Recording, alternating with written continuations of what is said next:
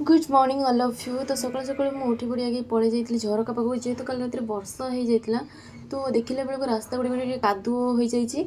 तापर मुझे पलि जाइए सीधा छात उपर। तो छात उपर जाई देखला बेलू छात उपर आमर पानी जमा हो जाता। तापर आपण मैंने देखिपे वर्षा हवा द्वारा आकाशटा केते पूरा निर्मल देखा, बहुत सुंदर भी देखा। तापर मो माँ रेडी ही कुआड़े बाहरी आप भावुवे, जेहेतु मो पीसीर आज मरबार 3 दिन है। तो जो बाप घर बाहर जाते मो बेड बाहर, तो सहीटा मो माँ नहीं एवं टोटोरे बसी बाहरी पड़ा मो पीसी घर को। तापर आपण मैंने देखिपे काली राति जो बहुत जोरे वर्षा और झड़ होगा द्वारा तार परिणाम कौन घटी, जो गछ पूरा भांगी पड़ी बिल मझीरे पूरा पड़ जाइए।